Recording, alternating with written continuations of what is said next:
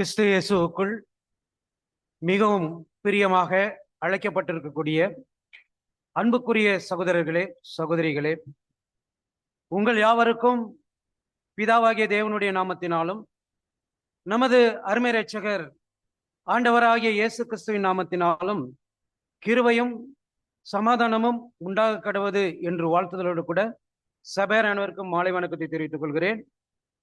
தேவனுடைய பெரிதான கிருபை மீண்டுமாக அவருடைய சமூகத்திலே நிற்கவும், விசுவாச குடும்பத்தாரை முகமுகமாக காணவும் தேவன் பாராட்டின கிருபைகளுக்காக நன்றி செலுத்துகிறேன்.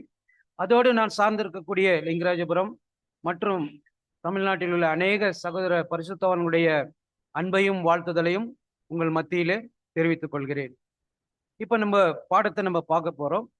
அதுல இந்த பாடத்துக்கு முக்கியமானவர்கள் யார் அப்படின்னு பார்க்கும்போது நெகமியா, அடுத்தது அஷ்டதாசா ராஜா, இவங்க ரெண்டு பேரு. அவங்களுக்கு விரோதியா இருக்கக்கூடிய சன்னபல்லாத், அடுத்தது தொபியா, அதை சேர்ந்த அரபியர்கள் மற்றும் அநேகர் என்ன பண்ணியிருக்காங்கன்னா, அவங்களுக்கு விரோதமா சில காரியங்களை செய்யும் போது அவங்க அந்த டைம்ல அவங்கள்ட்ட இருந்து காணப்பட்ட அந்த விசுவாசம், அந்த விசுவாசத்துக்குரிய அந்த கிரிகைகளை தான் நமக்கு பார்க்க போறோம்.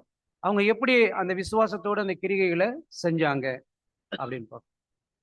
சரி, இதை ஏன் நம்ம பார்க்கணும் அப்படின்னு பார்க்கும்போது, நம்மளுக்கு அப்போஸ்தலர்கள் சொல்லும் போது என்ன சொல்றாருன்னா, விசுவாசம் இல்லாத கிரிகை செத்ததாக இருக்குது. அப்ப எது செத்து போயிடும்? விசுவாசம் இல்லைன்னா எது செத்துடும்? விசுவாசம் இல்லைன்னா எது செத்துடும் அப்படின்னு பார்க்கும்போது, நமக்குள்ள உருவாகக்கூடிய அந்த புது சிருஷ்டியுடைய செயல்பாடுகள் என்ன ஆயிடும்? செத்து போயிடும். நம்ம என்ன நினைச்சிட்டு இருக்கிறோம்னா, நம்மளுக்கு எதுவுமே தெரியறதில்ல. காரணம் என்னன்னா, விசுவாசத்தினால எது வளருது அப்படின்னு பார்க்கக்குள்ள நமக்குள்ள இருக்கக்கூடிய அந்த புது சிருஷ்டியுடைய அந்த சிந்தை அதிகமாக வளர்ந்துட்டு வருது. அதை நம்ம எப்ப குறைக்கிறோமோ அது என்ன ஆயிடும்னா, அது செத்து போன நிலையில இருக்கும் என்பதுதான் இந்த ஒரு பாடத்துடைய விசுவாசம். இப்ப நம்ம ஏன் நெகமியா என்ன செஞ்சார், அவர் எப்படிப்பட்ட ஒரு நடக்கை உள்ளவராக இருந்தார்னு பார்க்கும்போது, இந்த அகலியாவின் குமாரனாகிய அவர் எழுதின அந்த நடபடிகள் புத்தகத்திலிருந்து தான் நம்ம பார்க்க போறோம். அதுல அவர் என்ன பண்றாருன்னா, அந்த ராஜா கிட்ட போயிட்டு ஒரு லீவ் கேட்கிறார் இல்லைங்களா? எத்தனை வருஷம்?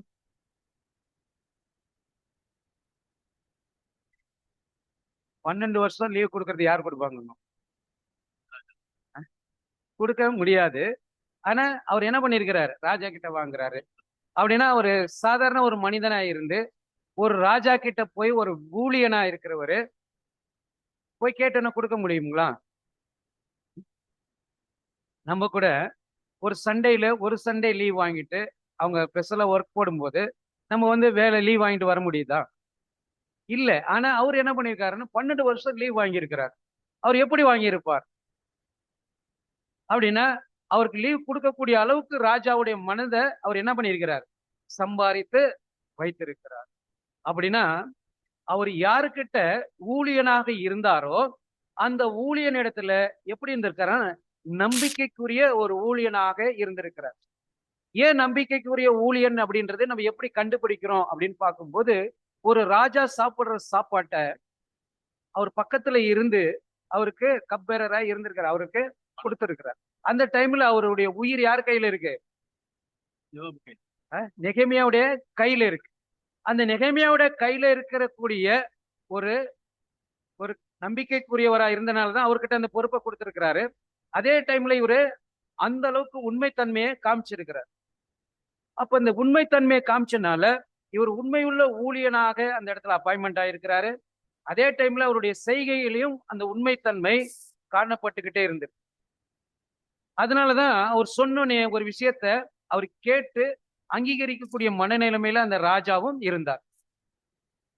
உடனே ஏற்றுக்கொள்வாங்களா அப்படின்னு கேட்டா, நம்ம ஒருவேளை ராஜா பொசிஷன்ல இருந்து யாருன்னா ஒரு ஊழியன் 12 வருஷம் லீவ் வேணும், நான் போயிட்டு அதுவும் அந்த தேசத்துல இருக்கிற அலங்கத்தை கட்டல, வேற தேசத்துல இருக்க அலங்கத்தை இவங்களுடைய நம்பிக்கைக்குரிய இடத்த போய் கட்ட போறாரு, அனுப்ப முடியுமா அப்படின்னு பார்த்தா, அப்படி ராஜா பர்மிஷன் கொடுக்கறதுக்கு கூட அவரால் முடியாத ஒரு சூழ்நிலை.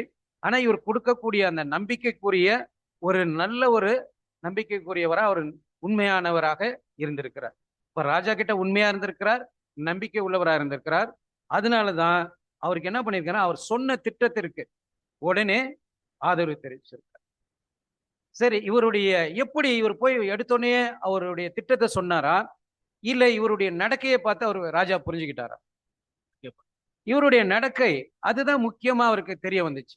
ஏன்னா அவர் முகத்துல காணப்பட்ட வித்தியாசம் என்னைக்கு இருக்கிறத விட இன்னைக்கு ஒரு வித்தியாசமா காணப்பட்டார் ராஜாவுடைய பார்வையில. என்ன விஷயம் அப்படின்னு ராஜா தான் கேட்க ஆரம்பிக்கிறார் இல்லைங்களா? கேட்டு ஆரம்பிச்சோடனே அவர் என்ன பண்றாருன்னா, அந்த திட்டத்தை கேட்டோடனே உடனே பர்மிஷன் கொடுக்கிறார். எந்த ஒரு சாக்கு போக்கும் சொன்னாருன்னு வசனத்துல எதுவுமே இல்லை. அப்படின்னா சாக்கு பாக்கு சொல்லாத அளவுக்கு அவருக்கு என்ன பண்ணிருக்கிறார், அந்த உரிமையை எடுத்துக்கொள்ளக்கூடிய அந்த நிலையில ராஜா கிட்ட இவரு வாழ்ந்திருக்கக்கூடிய அவருடைய நம்பிக்கைக்குரிய ஒரு விஷயம், அதுல உண்மைத்தன்மையை அவர் என்ன பண்ணிருக்காரு, காமிச்சிருக்கிறார். தன் வேலை செய்யக்கூடிய இடத்துல அவரு உண்மைத்தன்மையை காமிக்கக்கூடியவரா இருந்திருக்கிறார். அப்ப இந்த உண்மைத்தன்மை அவர்கிட்ட இருந்து எங்க இருந்து வந்திருக்கும், இந்த நம்பிக்கை எங்க இருந்து வந்திருக்கும், இப்படிதான் வாழணும் அப்படின்றத இவரு எப்படி கண்டுபிடிச்சிருப்பார் அப்படின்னா, இவர் எஸ்லம் நகரத்தையோ இவர் பார்த்ததில்லை. இவரு இங்க வந்த பிற்பாடுதான் அவர் பிறந்து அவர் வளர்ந்திருக்கிறாரு. ஆனா அவரு வெறும் காதால கேட்டது, காணாமல் விசுவாசித்து தேவனை ஒரு ஆராதிக்கக்கூடிய ஒரு நம்பிக்கைக்குரிய ஒரு பாத்திரம் தான் இந்த நெகேமியா. இந்த நெகேமியா அந்த அளவுக்கு அவருடைய நம்பிக்கை எந்த அளவுக்கு இருக்குன்னா, இவர் ராஜா கிட்ட போய் சொல்லிட்டு, எங்களுடைய பிதாக்களுடைய கல்லறை எங்க இருக்கு, எஸ்லேம்ல இருக்கு. சரிங்க, இந்த கல்லறையை பாதுகாப்புறதுக்காக காம்பவுண்ட் கட்டினாரா, எதுக்காக இந்த காம்பவுண்ட் கட்டினார்? இந்த வால் கட்டினாருங்களா, வால் அது எதுக்கு கட்டினாரு? அவங்களுடைய கல்லறை இருக்குதுன்னு தான் சொல்றாரு. எங்களுடைய பிதாக்களின் கல்லறை இருக்கு, எங்க தேசத்துல இருக்கக்கூடிய அந்த காம்பவுண்ட் வால் எல்லாம் இடிஞ்சு கிடக்குது அப்படின்னு சொல்லும் போது அவருக்கு எப்படிப்பட்ட ஒரு நம்பிக்கை இருந்திருக்கும்? முற்பிதாக்கள். அப்போ முற்பிதாக்களுடைய கல்லறை பாதுகாக்கணுன்ற ஒரு கொள்கை இருந்துச்சா அப்படின்னு கேட்டா கண்டிப்பா இல்லை. ஏன்னா முற்பிதாக்கள்கிட்ட தேவன் சொன்ன வாக்கு தத்தங்கள் இருந்தது. அந்த வாக்கு தத்தத்துக்கு உரியவர்கள் அங்க இருக்கிறாங்க.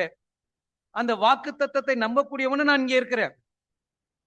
அந்த வாக்கு தத்தத்தின்படி இந்த அலங்கம் திரும்பி எடுப்பித்து கட்ட வேண்டும் என்பது தேவனுடைய தீர்க்கமான வாக்குறுதியா இருக்கு, அதை நான் நிறைவேற்றணும் அப்படின்னு ராஜா கிட்ட பேசுறார். அப்படிப்பட்ட ஒரு நெகேமியா தான் அந்த ஒரு காரியத்துல போய் ஈடுபடுறதாக நம்ம பார்க்கிறோம். அன்பான சகோதர சகோதரிகள், அப்படி பார்க்கும் பொழுது இவரு கேட்டாரு, பர்மிஷன் கொடுத்துட்டார். கொடுத்தோன்னு சரி போய் கட்டிக்க அப்படின்னு சொல்லல, இவருக்கு இராணுவ பாதுகாப்பு, இவருக்கு ஆயுதம் ஏந்திய ஒரு பாதுகாப்பை கொடுக்கிறார். ஒரு மினிஸ்டர் லெவல்ல அனுப்பி வைக்கிறார். அப்ப மினிஸ்டர் லெவல்ல அவருக்கு பாதுகாப்பு இருக்கும்போது அவருக்கு அநேக படைகள் கூட அவர் கூட போறதாக நம்ம பார்க்கிறோம். அவர் கூட பாதுகாப்புக்கு அநேக ராஜா அதிகாரத்தை கொடுக்கிறார். அதே சமயத்துல அரசு அதிகாரம் கூட அவர்கிட்ட இருக்கு. ஏன்னா அவர் செய்யக்கூடிய பொசிஷன் அந்த படிப்பட்ட இடத்துல அவர் வேலை செய்யறார். ராஜாக்கு நெருக்கமான ஒரு வேலையில இருக்கிறார். அதனால எல்லா அதிகாரமும் இருக்கு. அப்ப பார்க்கும்போது இந்த நெகேமியாவுடைய ஒரு காரியம் பார்க்கும்போது இவரு ராஜாவுக்கு ஒரு பிரியமான ஒரு ஊழியனாக அவர் இருந்து அவருடைய கடமைகளை செஞ்சதுனால இது கிடைச்சிச்சு அப்படிங்களா, இல்ல தேவனால இவர்கிட்ட நல்ல குணங்கள் வளர்ந்து அதன் மூலமா கிடைச்சிச்சா? தேவ திட்டம். இப்ப உங்களுக்கு புரிஞ்சுச்சா? ரெண்டு விஷயம் சொல்லி இருக்கிறேன். அவரு தேவனிட்ட உண்மையுள்ள ஊழியனாக இருந்ததுனால கிடைச்சிச்சா, இல்ல தேவனால அவருக்கு கிடைச்சிச்சா? தேவனால. ஏன்னா எந்த ஒரு நல்ல குணங்களும் தேவனிடத்திலிருந்தா வருகிறது இல்லைங்களா? அந்த தேவனிடத்துல வந்த குணங்களை அவருடைய வாழ்க்கையில அவர் நடைமுறைப்படுத்தினதை தான் நம்ம பார்க்க போறோம். அதை எங்க ஏற்படுத்தி இருக்கிறாருன்னா, அந்த அரண்மனையிலேயே புறஜாதி மத்தியிலேயே அவர் என்ன பண்ணியிருக்கிறாருன்னா, தன்னுடைய கிரிகையை அந்த இடத்துல காமிச்சதுனால அவருக்கு அந்த பர்மிஷன் அவருக்கு கிடைச்சு. சரி, இவர் என்ன பண்ணிட்டாருன்னா, அவர் வச்ச விசுவாசம், தேவனுடைய வாக்கு மேல அந்த இருந்த உறுதி, அந்த உறுதி மேல அவர் செயல்பாட்டை காமிச்சதுனால இவருக்கு கிடைச்ச நிறைய ஆசீர்வாதங்கள் மாதிரி கூட சொல்லலாம். அவருடைய நம்பிக்கை கிடைச்ச ஒரு பலனா கூட நம்ம பார்க்கலாம். அப்ப இந்த இவரை வழி நடத்தினது யாரா இருந்திருக்கோம் அப்படின்னு பார்க்கும்போது தேவன் இவர் என்ன பண்ணியிருக்கிறார்? வழி நடத்தியிருக்கிறார். சரி, இவரை வழி நடத்துறதுக்கு காரணம் என்ன அப்படின்னு பார்க்கும்போது இவர் தேவனை நோக்கி என்ன பண்ணியிருக்கிறார்? ஜெபம் பண்ணியிருக்கிறாங்க. இவங்க ஒரு செயலை செய்யறதுக்கு முன்னாடி சுய புத்தியை சாராமல் தேவன் மேலும் முழுமையாக சார்ந்து கொண்டு தேவனிடத்துல என்ன பண்ணியிருக்காங்க? இதை நான் செய்ய போறேன்றதுக்கு முன்னாடி தேவனிடத்துல என்ன பண்ணியிருக்கிறாங்க? இவங்க ஜெபம் செய்துதான் எல்லா காரியத்தையும் இவங்க முன்னெடுத்துட்டு போறாங்க அப்படின்னு பார்க்கிறோம். சரி, இந்த ஒரு விஷயம் நம்ம பார்க்கும்போது அவருடைய நம்பிக்கை அந்த நகரத்துடைய அந்த வால் என்ன பண்ணும்? கட்டி முடிக்கணும். அதுதான் அவருடைய முக்கிய தீமா இருந்துச்சு. அதுதான் ராஜா கிட்ட பர்மிஷன் கேட்டுட்டு போறாரு. இதுல அவருடைய விசுவாசத்தை பார்க்கும்போது அவருடைய விசுவாசத்தோட கிரிகைகளும் என்ன பண்ணிருக்காரு? செயல்பாட்டுல இருந்திருக்கு. சரி, இப்ப பர்மிஷன் கிடைச்சிச்சு, எல்லாம் வாங்கிட்டாரு, பாதுகாப்பும் கிடைச்சிச்சு, போயிட்டாரு. இப்ப நேரா எருசலேமுக்கு போனாரு. போனோன்னு வேலையை தொடங்கிட்டாரா அப்படின்னு பாத்தீங்கன்னா எந்த வேலையுமே அவர் தொடங்கல. அமைதியா இருக்கிறார். ஜனங்க பாக்குறாங்க. அவங்களுடைய பார்வையில இவர் எப்படி இருக்கிறார் அப்படின்னு பார்க்கும்போது இவரு ராஜாவுடைய விசேஷித்த அனுகூலத்தை பெற்ற ஒரு யூதன். ராஜா கிட்ட ஒரு விசேஷித்த ஒரு அனுகூலத்தை பெற்ற ஒரு யூதனாக இருக்கிறார். ராஜா அரண்மனையில இவருக்கு ஒரு அதிகாரம் கூட இருக்குது அப்படின்றத நம்ம பார்க்கிறோம். இவரு அவருக்கு அந்த ஒரு அதிகாரத்தின் அடிப்படையில தேவனிடத்துல இவரு அவர்கிட்ட உத்தரவு வாங்கி கொண்டு இந்த இடத்துல வந்திருக்கிறார் என்பதை மட்டும்தான் ஜனங்களுடைய பார்வையில தெரிஞ்சிச்சு. இவர் என்ன செய்ய போறாரு, ஏது செய்ய போறாருன்றது நெகேமியாவை பத்தி அவங்களுக்கு எந்த ஒரு ஐடியாவும் இல்லை. இவர் எதுக்காக வந்தாருன்னு கூட அவங்களுக்கு தெரியாது. இவங்களுடைய பார்வையில ஒரு இந்த மாதிரி வந்திருக்கிறாரு, இவர் இந்த இடத்துல வேலை செஞ்சாரு, இப்ப வந்திருக்கிறாருன்றது மட்டும் தெரியும். இதுதான் அவங்க புரிஞ்சுக்கிட்டாங்க. இவரு நெகேமியா ஞானமான ஒரு செயலை செய்யணும் அப்படின்ற போது சிலரை மட்டும் தேர்ந்தெடுத்துக்கிட்டு இவர் என்ன பண்ணாருன்னா, ஒரு பர்மிஷன் வாங்கிட்டானா நம்ம கவர்மெண்ட் இருந்து நம்மளுக்கு உத்தரவு வந்துருச்சுன்னா நம்ம எப்படி போவோம்? அதுல வேற சப்போர்ட்லாம் இருந்துச்சுன்னா நம்ம எப்படி போய் ராஜாவே சொல்லிட்டாரு விடுறா, யாருமே எனக்கு தேவையில்லைன்னு போயிட்டு இறங்கிடுவோம். இவர் பாருங்க எவ்வளவு ஒரு அமைதியா ஞானமா அந்த செயல்களை செய்யறாரு அப்படின்றத நம்ம கவனிக்கணும். இந்த பாடத்துல அவர் என்ன பண்றாருன்னா ஒண்ணுமே செய்யல. இவர் நைட்ல என்ன பண்ணிருக்காரு? நிலா வெளிச்சத்துல போயிட்டு அந்த இடத்த சர்வே பண்ணியிருக்கிறார். இந்த இடத்துல வேலை செய்ய போறோம், இதை எப்படி கட்டி முடிக்கணும்ன்றத முதல்ல என்ன பண்ணிருக்காரு? சர்வே பண்ணிருக்கிறார். அந்த இடத்துக்கு போய் இத என்ன பண்ணிருக்காரு? பகல்ல கூட போய் பார்க்கல. ஏன்னா இவருடைய வேலையை பத்தி அநேகருக்கு தெரிய வந்துடும், அது மெசேஜ் எல்லார்கிட்டையும் பரவின்றதுனால இரவு வேலையில போயிருக்கிறார். அந்த நிலா வெளிச்சத்துலதான் அதை போய் பார்த்திருக்கிறார். அப்படின்னு அவருக்கு எவ்வளவு ஒரு ஞானமான ஒரு செயல்களை இருக்குது அப்படின்னு பார்க்கும்போது இவர்கிட்ட இருந்து ஞானமான செயல்கள் வெளிப்பட்டிருக்கு. அதோடு கூட கர்த்தருடைய ஜனங்களா இருக்கக்கூடிய ஒவ்வொருத்தருமே எந்த ஒரு செயலை செய்யறதுக்கு முன்னாடியும் என்ன பண்ண நெகேமியா மாதிரி நிதானத்தோடு பொறுமையோடு அந்த செயல்களுக்கு ரொம்ப ஞானத்தோடு செயல்பட வேண்டியது அவசியமா இருக்கு. ஏன் அப்படின்னு பார்க்கும்போது ஆண்டவராக இயேசு கிறிஸ்து ஒரு செயலை செய்யும் போது நம்மளை எப்படி சொல்லி கொடுத்திருக்கிறார் அப்படின்னு பார்க்கும்போது, நம்ம தலையாகிய கிறிஸ்து நீங்க பாம்புகளை போல புத்திசாலிகளாக இருங்கள். எப்படி இருக்கு? பாம்புகளை போல புத்திசாலிகளாக. யார் மத்தியில பாம்புகளை போல புத்திசாலிகளாக இருக்கணும் அப்படின்றது நம்மளுக்கு தெரியணும். நிறைய படிச்சிருப்போம். புறாக்களை போல கபடமற்றவர்களாக இருங்கள் அப்படின்னு யாருக்கிட்ட கபடமற்றவர்களாக இருக்கணும்? யாருக்கிட்ட புத்திசாலித்தனமா இருக்கணும்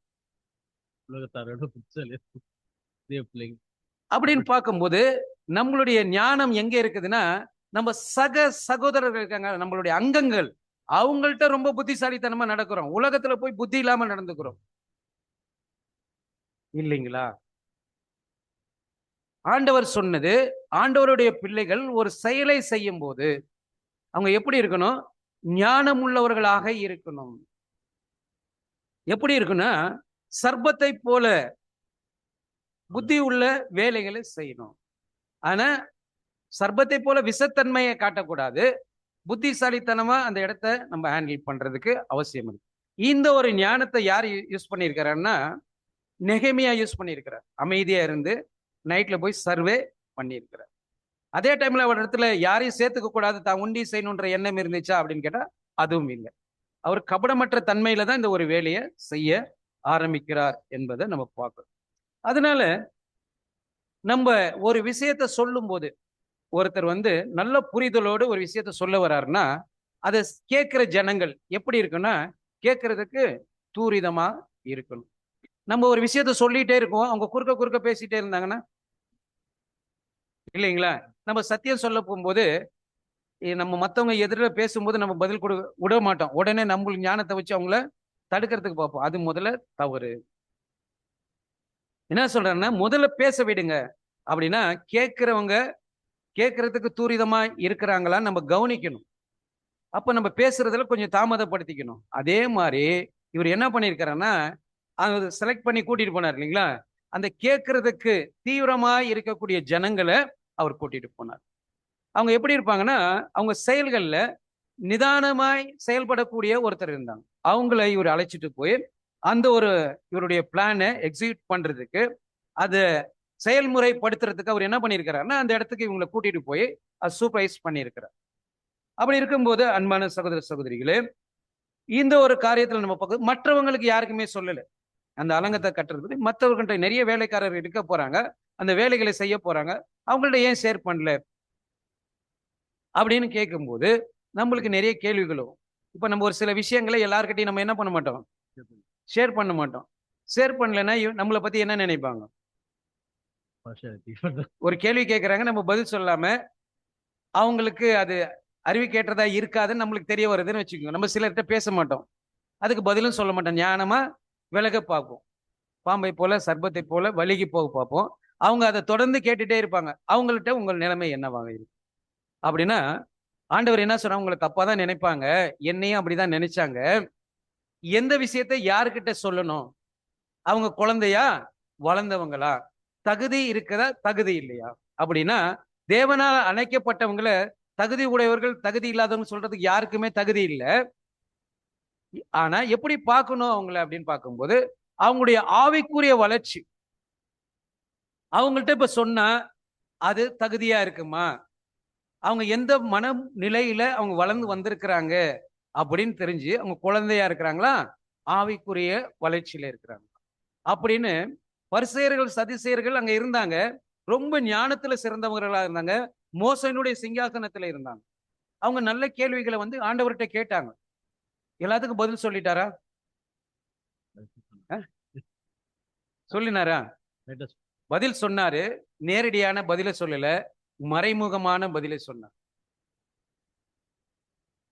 நிறைய விஷயங்கள்ல மறைமுகமான பதில தான் சொன்னார். அப்படி அப்போஸ்தலர்களுடைய வாழ்க்கையில கூட நம்ம படிக்கும் போது வசனத்துல என்ன சொல்றாருன்னா, இவர் வஞ்சனை உள்ளவர்கள், இவங்க நிறைய காரியத்தை மறைச்சிட்டாங்கன்னு அப்போஸ்தலர்களை பத்தி கூட குற்றச்சாட்டு பண்ணாங்க. அவங்களும் அந்த டைம்ல சொல்லல. காலம் சரியாக வரும்போது அவங்க நிறைய விஷயங்களை பேசியிருக்கிறார். ஆண்டவர் என்ன மறைமுகமா பேசினார், பதில் சொன்னாரா அப்படிங்கிற கண்டிப்பா சொன்னார். ஆண்டவருடைய சீடர்கள் யூத முறைப்பிரகாரம் அவங்க என்ன பண்ணணும், கை கழுவி சாப்பிடணும். அவங்க நேரடியான பார்வையில இவங்க யாருமே கை கழுவல, அவங்க கை கழுவாம சாப்பிட்டுட்டாங்க. ஆண்டவர் உடனே பதில் சொன்னாரான்னு கேட்டா கண்டிப்பா பதில் சொல்லல. அவர் என்ன பண்றாரு, தாய் தகப்பனை பத்தி கனம் பண்றதை பத்தி பதில் சொல்றாரு. அப்ப அவங்க நியாயப்பிரமாணத்தை சொல்லும் போது நியாயப்பிரமாணத்துல பதில் கொடுக்கிறாரு, அவங்களால புரிஞ்சு கொள்ள முடியல. அது முடிக்கும் போது என்ன சொல்லிடுறாருன்னா, நீங்க கை கழுவாம சாப்பிடுற அழுக்கோடு உள்ள போனா கூட அது ஆசன வழியா வெளியே வந்துடும். பதிலா இல்லைங்களா அது பதில்? ஆனா அவங்க சிந்திக்கிறதுக்கு ஒரு ஒரு கொஸ்டின் வச்சுட்டாரு. ஆனா சொன்ன விஷயம் பதில் தான், ஆனா அவங்களுக்கு புரிய முடியல, அது மறைமுகமான பதில். அப்படிதான் நம்ம பேசும்போது நம்ம ஞானமான பதில்களை நம்ம பயன்படுத்த வேண்டியது அவசியமாக இருக்குது. ஒருவேளை நம்ம ஒரு சகோதரனுக்கோ சகோதரிக்கோ அவங்க ஒரு சில நிலைமையில இல்லாதப்போ அவங்கள்ட்ட போய் எல்லா விஷயத்தையும் ஷேர் பண்ணிக்கலாமான்னா அந்த அவங்க அவங்க நம்ம தப்பா புரிஞ்சுக்குவாங்க அப்படின்னா நம்ம பாவம் செஞ்சிட்டோன்ற அர்த்தமா அப்படின்னு கேட்டா கண்டிப்பா இல்லை. ஏன்னா எந்த ஒரு சகோதரனுக்கோ ஒரு சகோதரிக்கோ நம்ம இடரலான கல்லை அவங்க முன்னாடி போடக்கூடாது. இது நம்மளுக்கு ரொம்ப முக்கியம். இதை யாருடைய வாழ்க்கையிலிருந்து கத்துக்கிறோம்னா, நெகேமியா அவருடைய செயல்ல, அவர் திட்டமிடுதல்ல இது ரொம்ப முக்கியமான ஒரு பங்கை வகித்தது என்பதை நம்ம பார்க்கணும். இப்ப நம்மளுடைய செயல்பாட்டுல கூட இந்த மாதிரி இருக்கணும். அப்பனா நம்மளுக்கு பாதுகாப்பான ஒரு வழிகாட்டுதல் ஒருத்தருக்கு தேவை இருக்கு. அப்ப நெகமியா கிட்ட என்ன பாக்குறேன்னா, ஒரு பாதுகாப்பான ஒரு வழிகாட்டுதல் அவர் இடத்துல இருந்துச்சு.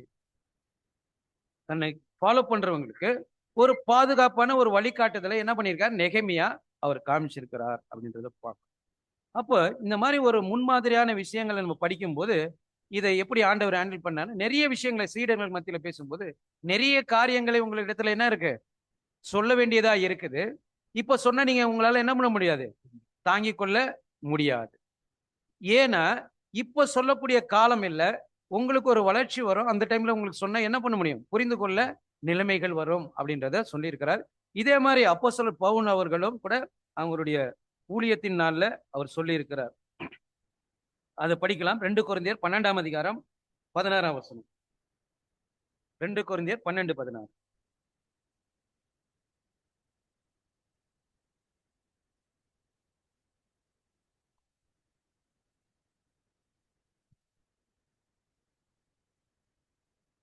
இதோ உங்களிடத்திற்கு 3ஆம் தரம் வர ஆயத்தமாயிருக்கிறேன். நான் உங்களை வருத்தப்படுத்துவதில்லை. நான் உங்களுடையதை அல்ல, உங்களை தேடுகிறேன். பெற்றோருக்கு பிள்ளைகள் அல்ல, பிள்ளைகளுக்கு பெற்றோர்களே பொக்கிஷங்களை சேர்த்து வைக்க வேண்டும். பாருங்க, அவர் வஞ்சகம் எதுவுமே செய்யல. இதை கொடுக்கணும், எப்ப கொடுக்கணும்னு அவருக்கு தெரியும். அப்ப அவர் ஞானமான ஒரு செயல்களை செயல்பட்டிருக்கிறார் என்பதை நெகேமியாவுடைய வாழ்க்கையில நம்மளுக்கும் பொருந்தக்கூடிய வகையில அந்த செயல்கள் என்ன இருக்கு இன்னைக்கு இருந்திருக்கு என்பதை நம்ம பார்க்கிறோம். அதே சமயத்துல ஒரு தீய மனம் ஒரு சிலருக்கு என்ன இருக்குன்னா, நம்ம சொல்லல அப்படின்னோன்னா அவருக்குள்ள ஒரு தீய எண்ணங்கள் உருவாகும் இல்லைங்களா. சுத்தமுள்ளவனுக்கு சகலமும் சுத்தமா இருக்கும் அப்படின்றது எந்த ஒரு விஷயத்தையும் நம்மளுக்கு ஆன்சர் சொல்லலைன்னா அவருக்குள்ள ஒரு சிலருக்கு சுயநலம் இருக்கும். என்ன பண்ணல, இவருக்கு முக்கியத்துவம் கொடுக்கல, என்னை மதிக்கல அப்படின்ற ஒரு எண்ணம் வரவருக்கு என்ன ஆயிடும்னா அங்கே இருந்து ஒரு தீய குணங்கள் உருவாகிறதுக்கு ஆரம்பிக்கும். அப்போ அவர்கிட்ட இருந்து கெட்ட சிந்தனைகள் உருவாகும். அப்ப கெட்ட சிந்தனைகள் உருவாகிறதுக்கு நம்ம காரணமா, நம்ம ஞானமா செயல்பட்டதுக்கு நம்ம காரணமா? நம்ம ஞானமா தான் செயல்பட்டோம். அவருக்குள்ள இருக்க தீய எண்ணங்கள் தான் அவர் தீமையாக்குள்ள கொண்டு போயிருக்க தவிர நம்மளுடைய செயல்பாடுகள் இல்லை. அவங்களுடைய எண்ணங்கள் தான் அவங்கள தீமைக்குள்ள கொண்டு போயிருக்கு. நம்ம சொன்ன விஷயத்த அவங்க என்ன பண்ணிருக்காங்க, புரிந்து கொள்ள முடியாம தீய எண்ணத்துக்குள்ள போயிட்டு இருக்காங்க. அது தீமையாக அவங்களுக்கு தீமைகளை விளைவிச்சிருக்க தவிர நம்ம ஞானமா செயல்பட்டதுனால அந்த தீய காரியங்கள் அவங்களுக்குள்ள வரல. அதனால நம்ம கூட எந்த ஒரு விஷயத்திலும் நம்ம பயன்படுத்தக்கூடிய ஞானம் உலக ஞானம் இல்லை, பரலோக ஞானத்தை பயன்படுத்தக்கூடிய நமக்கு அந்த ஞானத்தை எப்படி பயன்படுத்தணும் அப்படின்றத நம்மளுக்கு தெரிஞ்சிருக்கணும்.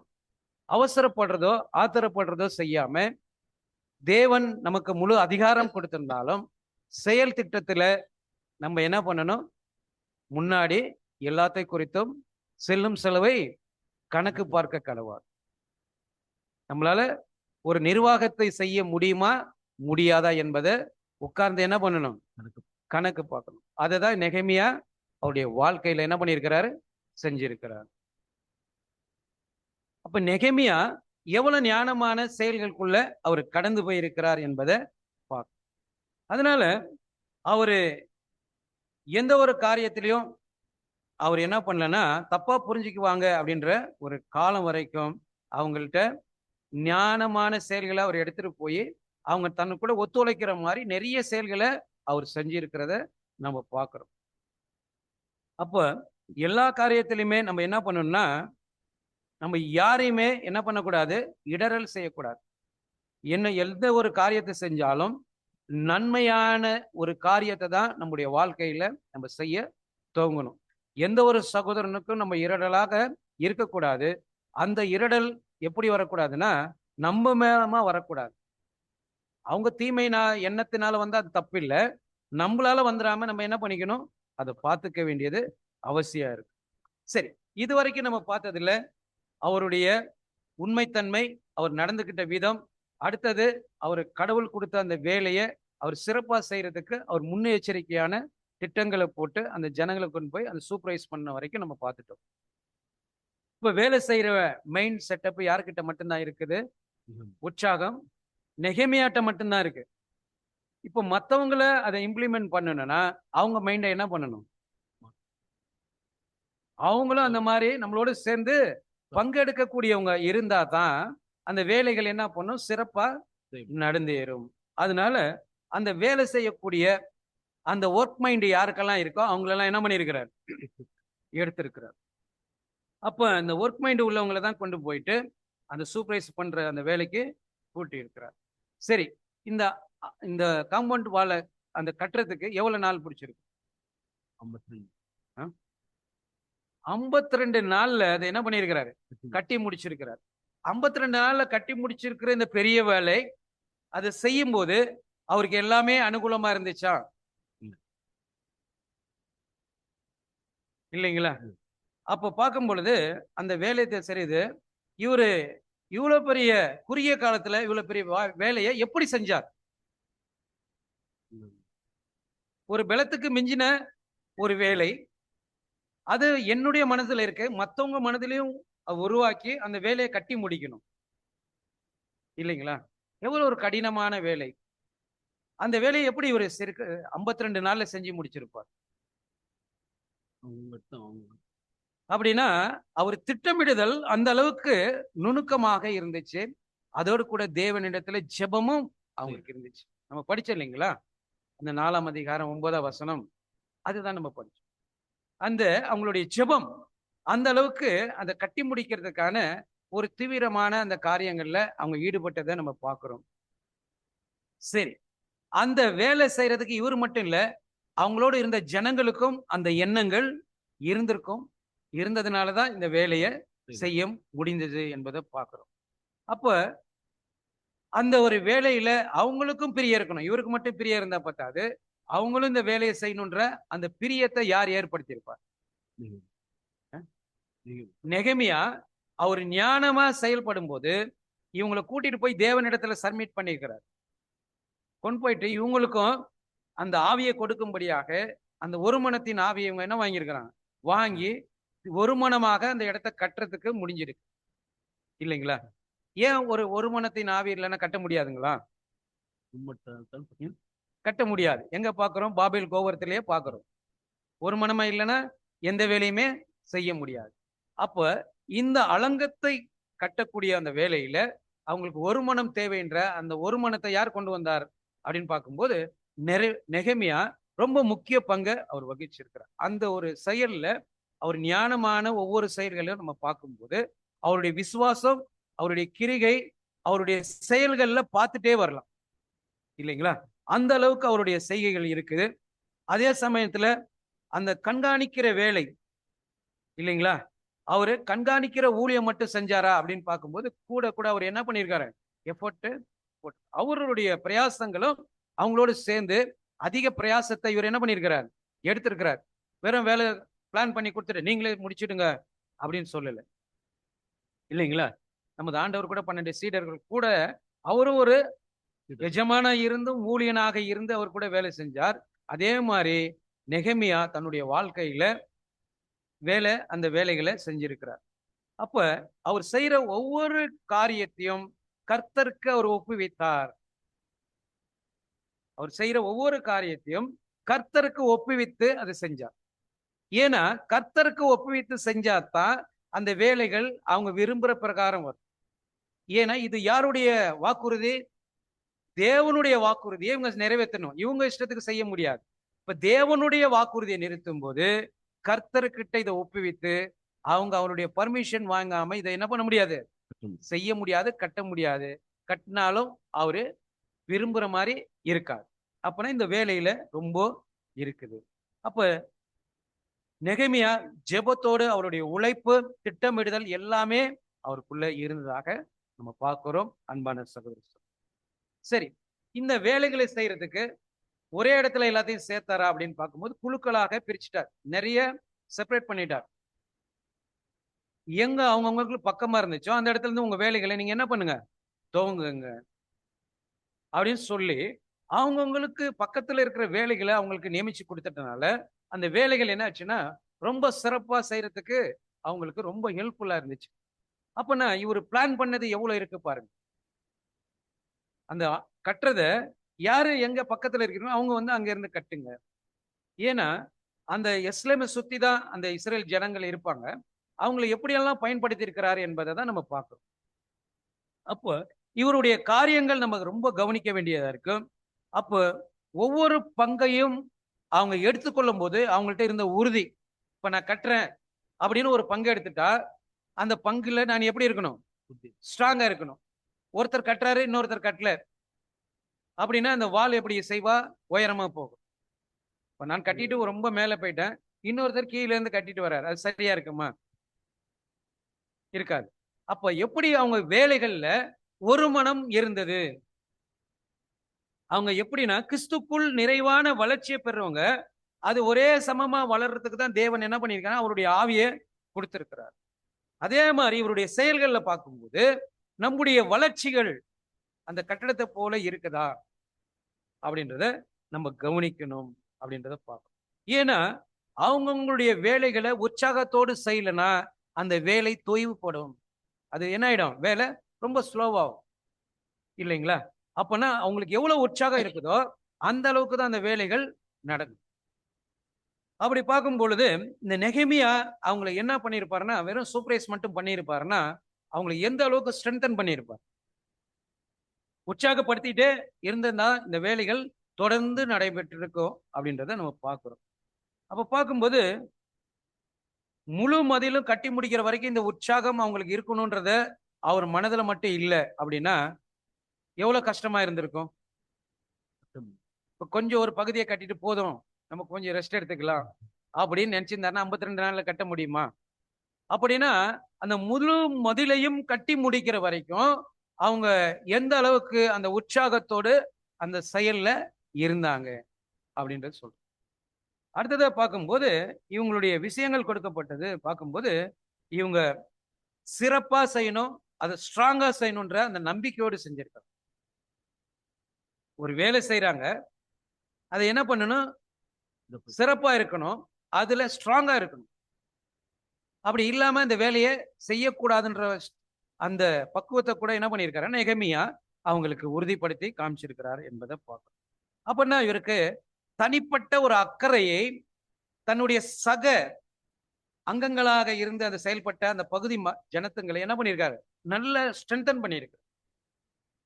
அப்படின்னா நம்ம இந்த ஆலயத்தை கட்டக்கூடிய இந்த வேலையில நம்ம சக அங்கங்களை நம்ம எப்படி ஸ்ட்ரென்தன் பண்றோம், எப்படி அவங்கள அந்த விசுவாசத்துல அவங்க கிரிகையில அவங்களை எப்படி அந்த உறுதிப்படுத்துறது அப்படின்னு நம்ம ரொம்ப ஜாக்கிரதை உள்ளவர்களா இருக்கணும். ஒவ்வொரு விஷயத்திலையும் நம்மளுடைய செயல் திட்டங்கள் உறுதியாக இல்லாமல் இதை நம்ம செயல்படுத்த முடியாது. அதுதான் சொல்ற, கிரிகை இல்லாத விசுவாசம் செத்ததா இருக்கும் என்பதை பார்க்கணும். சரி, இவங்க இந்த வேலைகள் எல்லாம் ரொம்ப சிறப்பா செஞ்சுட்டு வராங்க. புதிய பகுதிகளா இருந்து நல்ல வேலைகள் நடந்துட்டு இருக்கு. இவங்களுக்கு இதுல நல்ல ஒரு தந்திரமா ஞானமா செயல்பட்டு இந்த கட்டடங்கள் வேலை நடந்திருக்கு. அதே போல நம்ம சுவிசேஷ ஊழியத்துல செயல்பட்டு இருக்க ஒவ்வொருத்தரும் அந்த ஊக்கமுள்ள மனது ஒவ்வொருத்தருக்கும் நம்ம என்ன பண்ணணும்?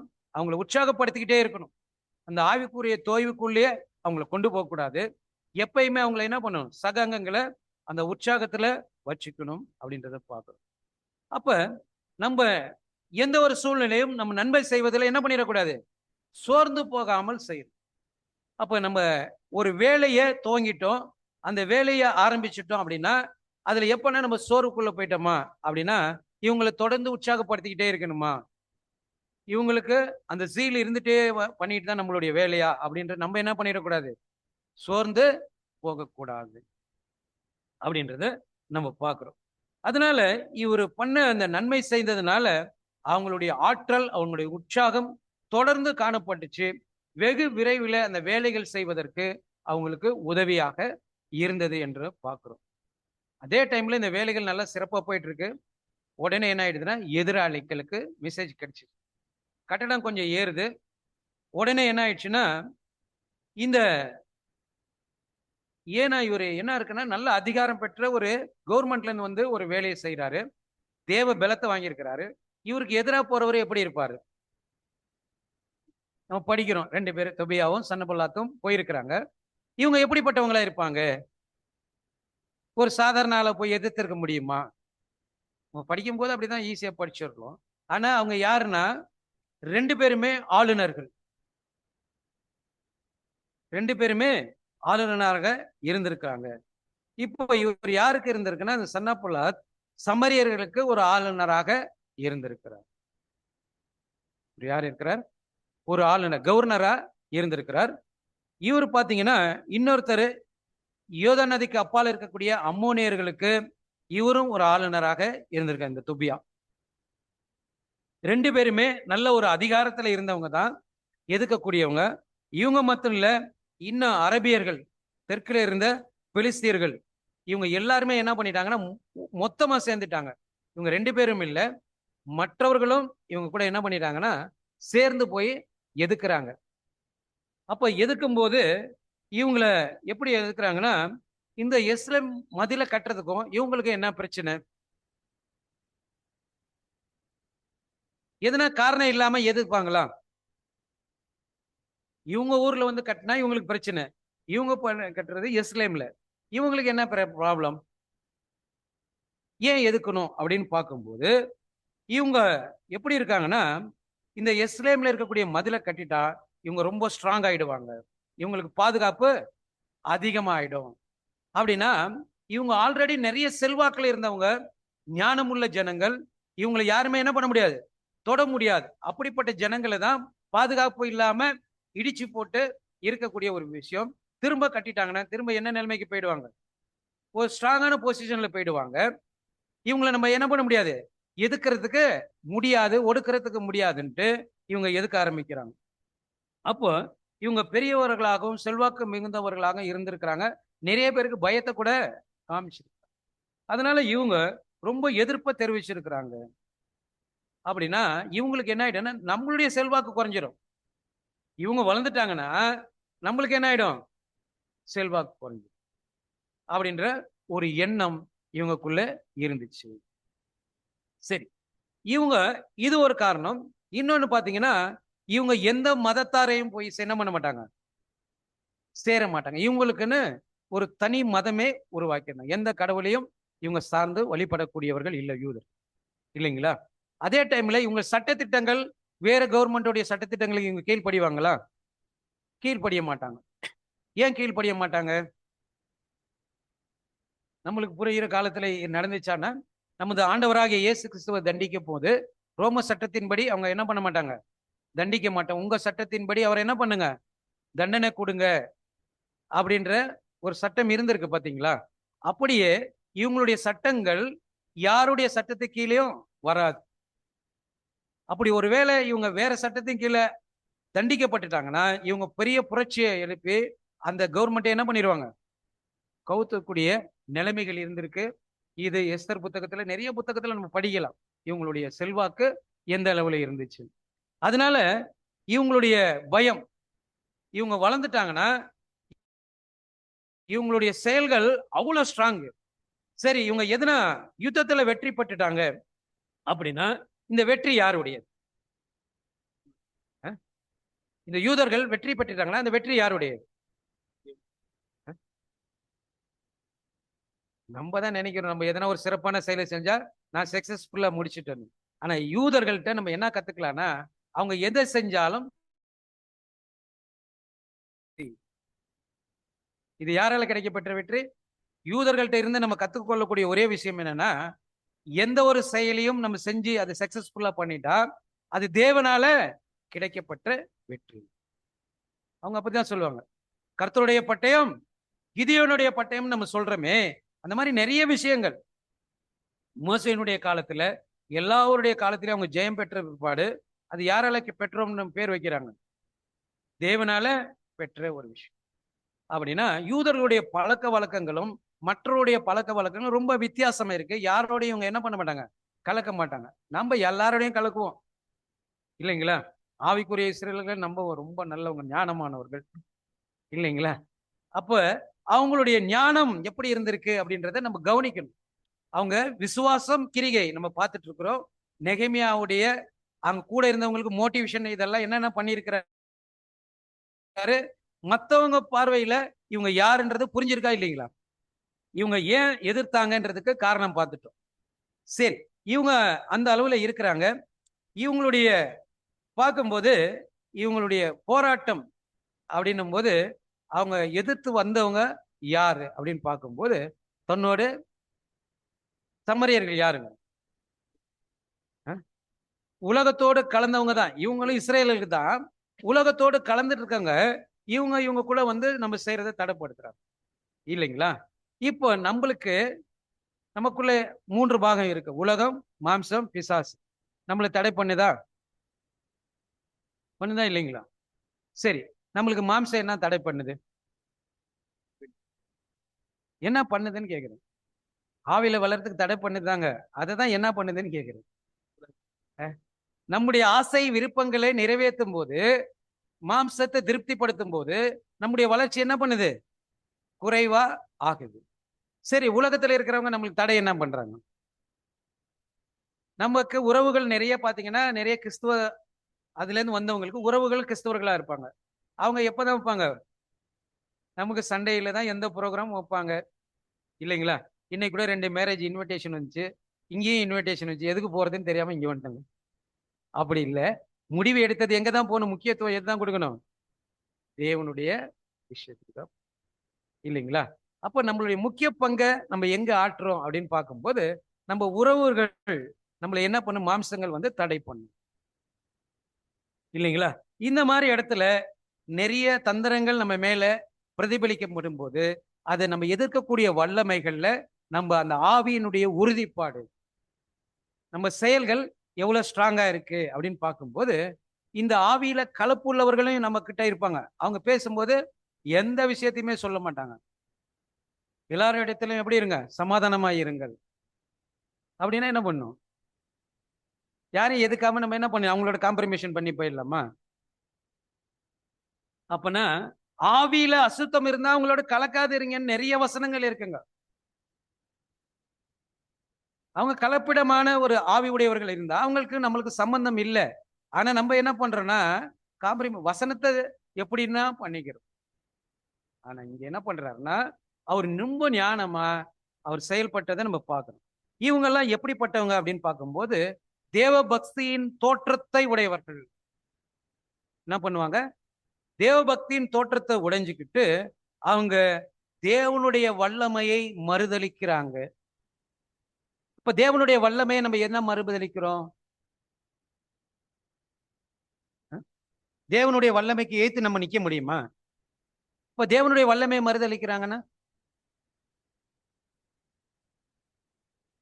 தேவன் சொன்ன அந்த வசனங்களை தவறாக எடுத்து பயன்படுத்தும் போது, நம்ம சுயத்துக்காக பயன்படுத்தும் போது தேவனுடைய வல்லமை அங்க என்ன பண்ணிருக்கு? என்னுடைய ஆவி, என்னுடைய வசனம் எப்படி இருக்கு? என்னுடைய வசனம் எப்படி இருக்கு? ஆவியாயும் ஜீவன் உள்ளதுமாய் இருக்குது. அவ்வளவு வல்லமை இருக்கு அந்த வசனத்துக்கு. நீங்க என்ன பண்ணிடாதீங்க? அத அதுக்கு உயிர் இல்லாததாக மாத்திடாதீங்க. அப்படின்னா நம்ம செயல்கள் வந்து அந்த வல்லமையை குறைச்சி மதிப்பு நிறைய டைம்ல என்ன பண்ணுவோம்னா வசனத்தை கேட்காம ஒரு சில சமயங்கள்ல நம்ம செவிய விளக்கக்கூடிய விஷயம். தேவபக்தியின் வேஷம் இருக்குது, ஆனால் நமக்குள்ள விசுவாசம் இருக்கா? அது கிரியோடு கூட இருக்குதா அப்படின்றது நம்ம பார்க்கணும். அப்போ தோற்றம் தான் அப்படி இருக்கும். ஆனா அவங்க தேவனுடைய வல்லமையை மறுதலிக்கிறவர்கள் என்று நம்ம பகுத்தறியக்கூடிய அந்த ஞானம் இருக்கணும். சரி, இந்த ஞானம் இருக்கு, எல்லாம் கண்டுபிடிச்சிட்டாரு. ரொம்ப தந்திரமான எதிராளிகளை கண்டுபிடிக்கக்கூடிய திறமை யாருக்கிட்ட இருக்கு? நெகேமியாட்ட இருக்கு, நம்ம கிட்டையும் இருக்கு. பிசாசுனுடைய தந்திரங்கள் நமக்கு தெரிஞ்சதா தெரியாததா? தெரிந்தவைகளா இருக்குதுன்னு கொரிந்தியர்ல பவுல் எழுதுறார். அப்படி இருக்கும்போது அவன் ஒளியின் தூதனுடைய வேஷத்தை தரித்து கொண்டுதானே வருவானே அப்படின்னு சொல்லி இருக்கும்போது ரொம்ப ரொம்ப ஞானமாக கவனிக்க வேண்டியது இருக்கு. சரி, இப்ப இவங்க செய்யும் பொழுது என்ன பண்றாங்கன்னா அந்த ரொம்ப காம்பவுண்ட் வேல் கட்டிட்டு வந்துட்டாரு. அவங்க வராங்க, இவங்க பாக்குறாங்க. வந்தோன்னு சண்டைக்கு வரல. அவங்க என்ன பண்றாங்க? காம்பவுண்ட் வால் கட்டினோன்னு வந்த எதிராளிகள் என்ன பண்ணல? சண்டையெல்லாம் போடல. இந்த காம்பவுண்ட் மால் மேல சீக்கிரம் விழுந்துடும். நீங்க கட்டியிருக்கீங்க இல்லையா, இவ்வளோ நம்பிக்கையா, ஆர்வமா, உற்சாகமா, இவ்வளவு வேக வேகமா கட்டுறீங்க இல்லையா, இந்த கட்டினதுல என்ன இல்ல, உறுதி இல்ல, ஸ்ட்ராங்கா கட்டல அப்படின்னு சொல்றாரு. இதுல ஒரு நரி ஏறி போச்சுன்னா என்ன ஆயிடும்? விழுந்துடும். அவங்க தந்திரத்தை நரி அப்படின்ற விஷயத்த சொல்றாங்க. இந்த காம்பவுண்ட் வாழ தள்ளுறதுக்கு நரி ஏறினா விழுந்துடும். நீங்க கட்டியிருக்கீங்க இல்லையா, இத நான் ஒரு நரி மாதிரி தந்திரம் பண்ணிட்டேன்னா நீங்க என்ன பண்ணிடுவீங்க? விழுந்துடுவீங்க. நம்முடைய ஆவிக்கிற வாழ்க்கை இப்படி இருக்குதுங்க. ஒரு நரி போச்சுன்னா விழுந்துடும். அப்படியா நம்ம வளர்ந்துட்டு இருக்கிறோம்? எவ்வளவு ஸ்ட்ராங்கா இருக்கணும். அப்ப நெகேமியா, நீங்க யாரு? உங்களால என்ன செய்ய முடியும்? நீங்கள்லாம் ஒரு பலவீனமானவங்க, உங்களால ஒண்ணுமே செய்ய முடியாது அப்படின்னு அவங்கள ரொம்ப கேவலமா பேசுறாங்க இல்லைங்களா? நம்ம சொந்தக்காரங்க நம்மள ரொம்ப ஞானவான்கள்னு பேசுறாங்களா, இல்ல ரொம்ப கேவலமா பேசுறாங்களா? பொழைக்க தெரியல. என்ன சொல்றாங்க? பொழைக்க தெரியல, உங்களுக்கு ரோசன்றதே ஒண்ணு இல்ல. நிறைய விஷயங்கள் நம்மள கேவலமா பேசுறாங்க. ஒரு சொந்த வீடு வாங்க முடியல, எப்ப பாரு ஓடுற கடவுள் கடவுள். உன் கடவுள் உன்னை ஆசீர்வதிச்சிருக்கு, எங்க காட்டு. அவங்க ஆசீர்வாதம்ன்றது என்ன நினைக்கிறாங்க? குப்பையை நினைச்சிட்டு இருக்கிறாங்க. வீடு, பணம், பொருள் ஒரு நாளைக்கு விட்டுட்டு போகணும் வேதத்துல இருக்கு இல்லைங்களா? ஆனா அது மேலதான் அவங்க ஞானம் இருக்குதே தவிர, நம்ம கட்டக்கூடிய வால் எவ்வளவு ஸ்ட்ராங்கா இருக்கு அப்படின்னும் போது அதுல நம்மளுடைய ஸ்ட்ராங் காமிக்கணும். நம்மளுடைய விசுவாசம் நம்ம கட்டி இருக்கிறது எவ்வளவு உறுதியானதுன்னு காமிக்கிறதுக்கு மத்தவங்க கேலி பண்ணும்போது நம்ம ஸ்ட்ராங்கா இல்லைன்னா அது என்ன ஆயிடும்? விழுந்துடும். அப்ப நெகேமியா அந்த ஒரு சகிப்புத்தன்மை, அவர்கிட்ட பொறுமை, நிதானம் எல்லாம் இருந்ததுனால அவர் என்ன ஆகல? டிஸ்கரேஜ் ஆகல இல்லைங்களா? இந்த ஆவிக்குரியவர்களுடைய வாழ்க்கையில யாரு நம்மளை எவ்வளவு அவமானப்படுத்தினாலும், கேலி பண்ணாலும் நம்ம என்ன பண்ணக்கூடாது? டிஸ்கரேஜ் ஆகக்கூடாது. நம்ம செயல்கள்ல இருந்து பின்வாங்க கூடாது. நம்மளுடைய வேலை தொடர்ந்து முன்னேறிக்கிட்டே இருக்கணுமே தவிர, ஒருத்தர் வந்து தடைக்கல்ல வச்சுட்டாருன்றதுக்காக நம்ம என்ன பண்ணிடக்கூடாது? சோர்ந்து போகக்கூடாது.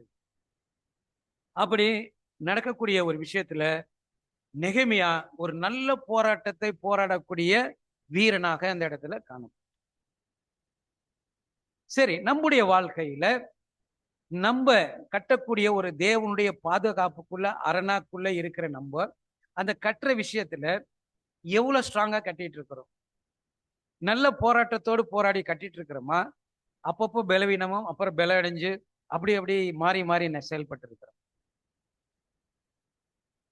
நம்மளை கேட்கும் போது நிறைய விஷயங்கள் நமக்கு இருக்கு.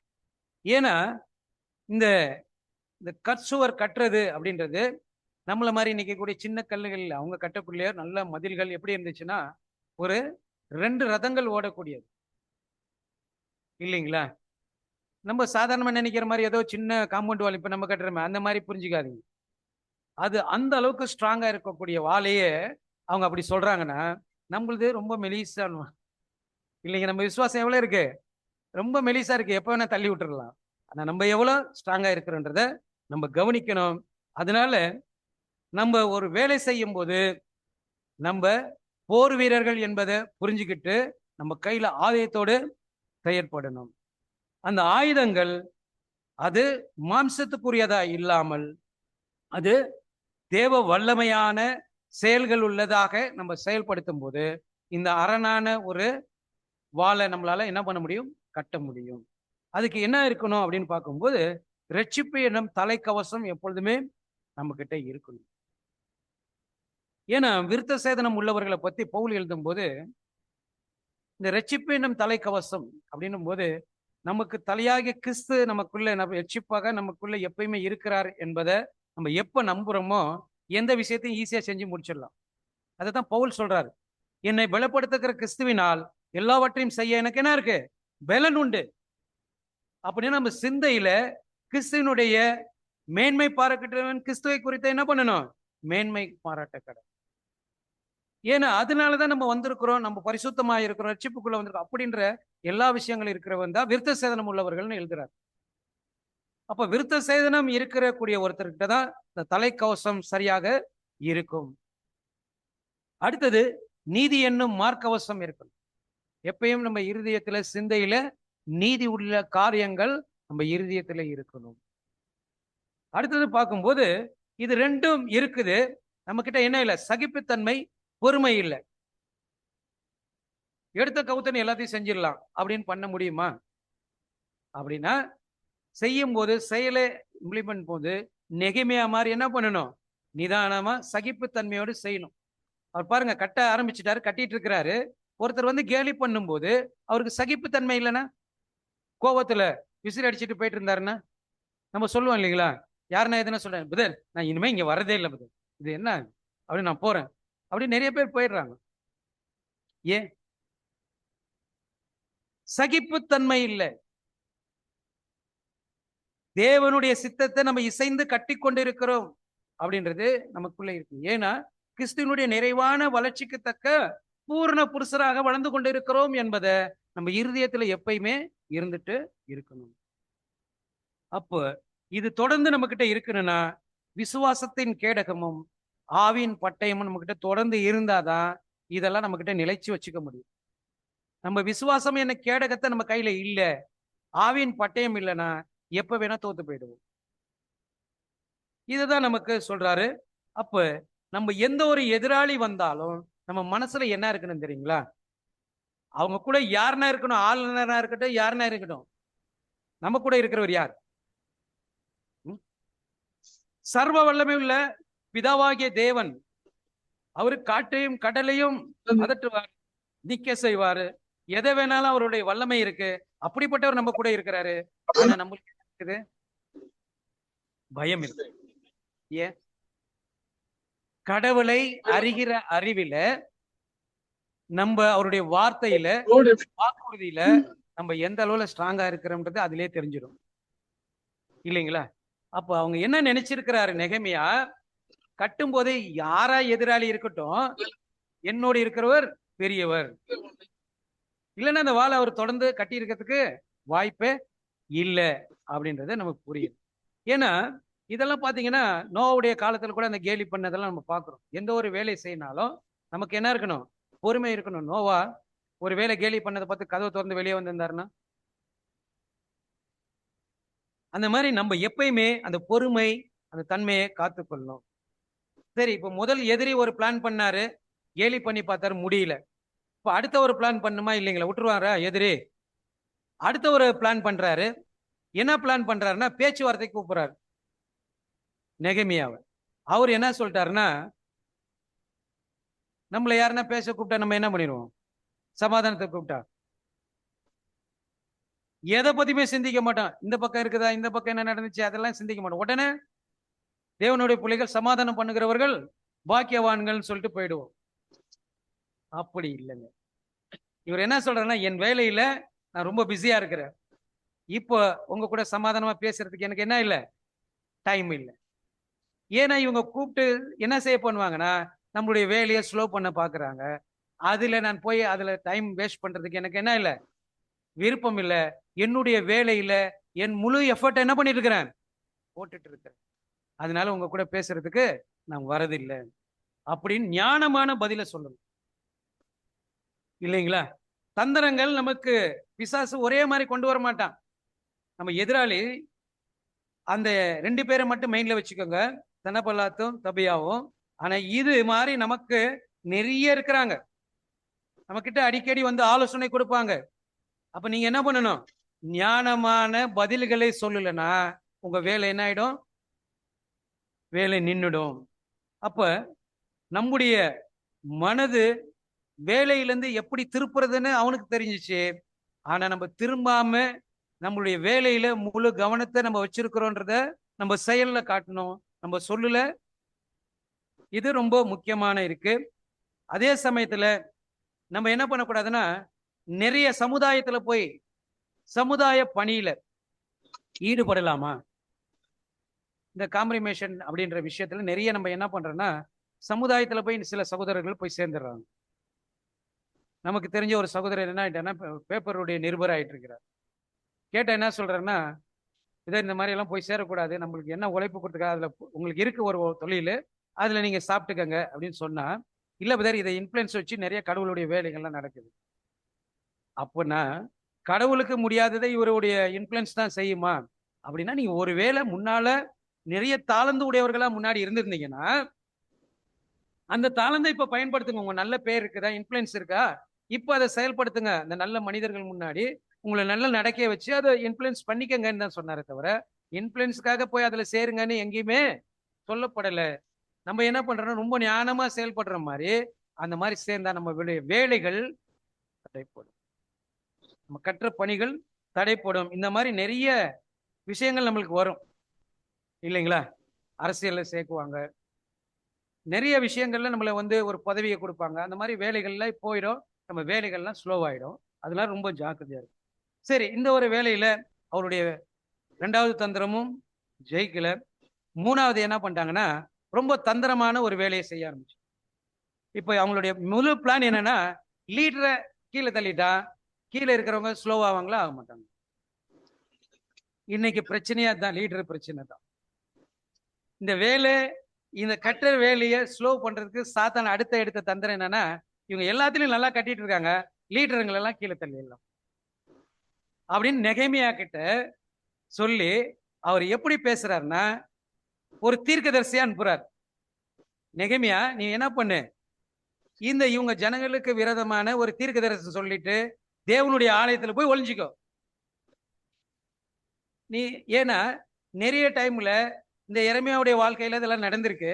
அந்த மாதிரி நிறைய காரியங்களை நீ செய்ய, அதே மாதிரி உனக்கு நிறைய தேவனுடைய பாதுகாப்பு கிடைக்கும் அப்படின்ற, நீ ஈஸியா வேலை செய்யலாம். எவ்வளவு தந்திரம் பாருங்க. இப்ப எதுவுமே எதிர்த்து செய்யும் போது முடியல, இப்ப ஞானமா சொல்லுங்க, தீர்த்த தரிசனம் சொல்லணும் அப்படின்னா நம்மளுக்கு ரொம்ப இன்ட்ரெஸ்ட் தானேங்க. அதே மாதிரி சொல்லும்போது அதை கூட அவர் செய்யல. ஏன்னா தலைவனே எப்படின்னா சிக்க வச்சுட்டா, அவர் பிடிச்சி சிறையில போட்டுட்டா என்ன ஆயிடும், வேலை நின்றுடும். எவ்வளவு டாக்டிஸ் பண்ணியிருக்காங்கன்னா, அந்த வேலையை நிறுத்துறதுக்கு எதிராளிகள் எப்படி நமக்கு எதிராக செயல்படுவாங்க. அப்ப நம்முடைய விசுவாசமும் நம்முடைய கிரிகைகளும் தேவனுடைய வாக்குறுதி மேல நம்முடைய செயல்பாடுகள் எப்படி இருக்குது அப்படின்றத இந்த நெகேமியாவுடைய வாழ்க்கையிலிருந்து நம்ம தெரிஞ்சுக்கணும். இவ்வளவு ஸ்ட்ராங்கா ஃபெய்த்தா அவங்க வேலை செஞ்சிருக்கிறாங்க. எதிராளியுடைய வேலைக்கு அவங்க எப்பயுமே சோர்ந்து போகல. ஆனா கடைசியில என்ன ஆச்சுன்னா, அவங்களுடைய ஊழியர்கள் சோர்ந்து போகக்கூடிய ஒரு சூழ்நிலை வந்துச்சு. கட்டிடம் நல்லா வளர்ந்தேறிட்டு தான் இருந்துச்சு, சூழ்நிலை என்ன ஆச்சுன்னா பாதகமா மாறிடுச்சு. ஏன்னுச்சுன்னா, முன்னாலே மேல இருந்த கல்லெல்லாம் எடுத்து என்ன பண்ணிட்டாங்க, கட்டிட்டாங்க. கட்டினால கட்டடம் நல்லா பாஸ்டா போயிட்டு இருந்துச்சு. இப்போ உயரமும் ஜாஸ்தி ஆயிடுச்சு, கல்லும் ரொம்ப ஆழத்துல இருக்கு, நோண்டி எடுத்துதான் மேல கட்டணும். இப்போ உழைப்பு அதிகமா தேவைப்படுதா இல்லைங்களா? தேவைப்படுது. சரி, இந்த உழைப்புக்கு அவங்க என்ன பண்ணணும் அப்படின்னு பாத்தீங்கன்னா, பகல்ல அவங்க கல்லுகளை என்ன பண்ணிருப்பாங்க, நோண்டி வெளியே எடுத்து போட்டிருப்பாங்க. பகல்ல என்ன இருந்திருக்கும், ஏசி நல்ல சில்லுன்னு இருந்திருக்குமா? வெயில் இல்லைங்களா? அவங்க உழைப்பு வேர்வை அதுல பலவீனம் ஆயிருப்பாங்களா இல்லைங்க? இப்ப நைட்ல அந்த கல்லை சிப் பண்ணணும், தூக்கிட்டு போற வேலையை நைட்ல பண்ணியிருப்பாங்க. இப்ப நைட்லயும் ஒர்க் பண்ணியிருக்கணும், பகல்லையும் ஒர்க் பண்ணியிருக்கணும். அந்த வேலையில அவங்க ரொம்ப தோய்வுக்குள்ள போறாங்க, ரொம்ப பலவீனம் ஆகுறாங்க. அப்படிப்பட்டவங்களை எப்படி ஸ்ட்ரென்தன் பண்றது, எப்படி பண்ணலாம் அப்படின்னு பார்க்கும்போது, இவங்களுடைய பலத்தை எல்லாம் உறிஞ்சக்கூடிய வேலைகள் நடந்துட்டே இருக்கு. இவங்க ரொம்ப பலவீனம் ஆயிட்டே போறாங்க, வேலைகள் என்ன ஆகுது, கொஞ்சம் ஸ்லோவாகுது. இப்போ இவங்க அந்த மாதிரி சோர்ந்து போக டைம்ல இவங்களை ஸ்ட்ரென்தன் பண்ணணும். யாருடைய வேலை? தலைவனுடைய வேலை. வேலை ஸ்லோவா வருது எப்ப பாக்குறாரோ தலைவன், உடனே அவர் என்ன பண்ணும், உற்சாகப்படுத்தணும். இவர் உடனே என்ன சொல்றாருன்னா, எதிரிகளுக்கு பயப்படாதீங்க. நீங்க எதிரிகளுக்கு பயப்பட வேணாம், மகத்துவமும் பயங்கரம் உள்ள தேவன் என்ன, நீங்க இதை கட்டி முடிச்சிடலாம். உங்க பலவீனம் ஈஸியா ஜெயத்துக்குள்ள போயிடும். இப்படி எப்படி நெகேமியா சொல்லி இருக்க முடியும்?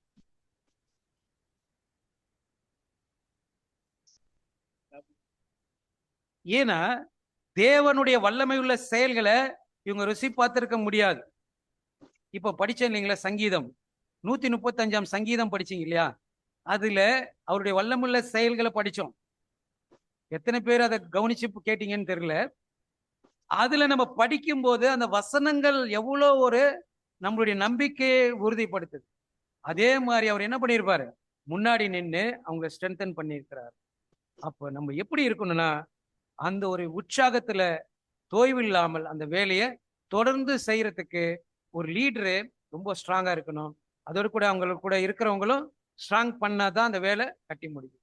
இப்படி நெகமியா தன்னுடைய வாழ்க்கையில முழுமையான ஒரு வேலையை செய்வதற்கு ஒரு முன்மாதிரியாக இருந்து, அவர் விசுவாசத்திலும் கிரிகையிலும் தேவனுடைய வல்லமை உள்ள அந்த வாக்குறுதிகளை நம்பி அதுல செயல்பட்டதுனால அந்த வாளை என்ன பண்ணார், சிறப்பாக கட்டி முடிக்க முடிஞ்சிச்சு. இப்போ நம்ம சீயோன் மதில நம்ம என்ன பண்ணியிருக்கோம், கட்டிட்டு இருக்கிறோம். தொடர்ந்து கட்டணும். அதுல என்ன வரக்கூடாது, தொடர்ந்து தோய்வுகள் வரலாமா அப்படின்னு பார்க்கும்போது பேசிக் சப்ஜெக்ட் கேட்கும்போது நல்லா உற்சாகமா கட்டிட்டோம். இப்போ போய் ரொம்ப ஸ்ட்ரென்த் ஆகிறதுக்கு ஆழமான விஷயங்களை சொல்லும் போது நம்மளுக்கு என்ன ஆயிடுது, நம்ம சிந்திக்கும் திறன் கம்மியாயிடுது. உடனே என்ன பண்றது இல்லைன்னா அதை வளர்த்துக்கணும். ஏன் வளர்த்துக்க முடியல? நிறைய பேரு தேவனுடைய வசனத்தை கேட்டு சோர்ந்து போறதுக்கு காரணம் என்னங்க? காரணம் என்னவா இருக்கும்? முதல்ல நம்ம கேட்ட சத்தியங்களை அசை போடணும். அதுல நீங்க பயிற்சி பண்ணிருக்கணும். அதுல உங்க விசுவாசத்தை உறுதிப்படுத்திருக்கணும். அதுல பலப்பட்டிருக்கணும். அப்பத்தான் நீங்க என்ன பண்ண முடியும், இன்னும் பலமான ஆகாரத்தை எடுக்கும் போது உங்களுக்கு சோர்வுகள் வராது. அதனாலதான் ஆண்டவர் சொல்லும் போது நிறைய விஷயங்களை நம்ம பேசிக் ஸ்டடி எடுக்கும் போது நீங்க என்ன பண்ணுங்க, நீங்க வேதவங்களை ஆராய்ந்து பாருங்கள். காரியங்கள் இப்படி இருக்கதா கேட்டு அதை என்ன பண்ணுங்க, தினந்தோறும் ஆராய்ந்து பாருங்கள். அப்போ நீங்க நற்குணசாலிகளாக மாறுறதுக்கு அது என்ன பண்ணும், உதவி செய்யும். அடுத்தவங்க முன்னாடி வெக்கப்படாம இருக்கணும்னா பகுத்தறிவு உள்ளதை கொடுக்கணும்னா எது வேணும், இந்த வசனங்களை உபதேசங்களை பகுத்து உணர்ந்து கொண்டாதான் நம்ம யாரு முன்னாடி வெக்கப்பட முடியாது. அப்பனா நெகமியா என்ன பண்ணிருக்காரு, இது கட்டுறதுக்கு நல்லா பகுத்து உணர்ந்தார். தேவ ஆவியில் கட்டக்கூடிய இந்த சியோன் மதில கட்டக்கூடிய சகோதர சகோதரிகள் அவங்க தொடர்ந்து இது மாதிரி பலப்படும் போது, எவ்வளவு ஆழமான சத்தியங்களை கிரகிக்கக்கூடிய தன்மை வரும்போது அவங்க பலப்பட்டு அந்த கட்டடங்களை அவங்களால கட்ட முடியும். அந்த கட்டி முடிக்கும் போது நம்மளை சொல்லுவாரு, எப்படி நெகமியாக்கு ஒரு நல்ல ஒரு சந்தோஷமான வேலை செய்யறதுக்கு அவங்க ராஜா அனுமதிச்சாரோ, அதே போல நம்ம கூட நல்லதும் உண்மையுமான ஊழியக்காரனே, உன் ஆண்டவருடைய சந்தோஷத்துக்குள் நீ பிரவேசி. நம்ம எப்படி இருக்கணும், இந்த ஊழியன் நல்லதும் இருக்கணும், அவன்கிட்ட உண்மையும் இருக்கணும். நல்ல ஒரு ஊழியனாக வேலை செய்யணும். ஆண்டவருடைய சந்தோஷத்துக்குள்ள நாம் அனைவரும் பிரவேசிப்பதற்கு தேவன் இந்த சியோன் மதில நம்மளை கட்டுறதுக்கு இன்னைக்கு நெகமியா வைத்து அந்த உற்சாகப்படுத்தியிருக்கிறார். அவரை போலவே நம்ம விசுவாசத்தோடு கிரிகையை நம்முடைய மன உறுதியோடு செயல்படுத்தும் போது நம்ம இந்த வாளை உறுதியாக கட்டி தேவனுடைய சந்தோஷத்தில் பிரவேசிக்க தேவன் நம் அனைவருக்கும் கிருபை செய்வாராக. ஆமீன்.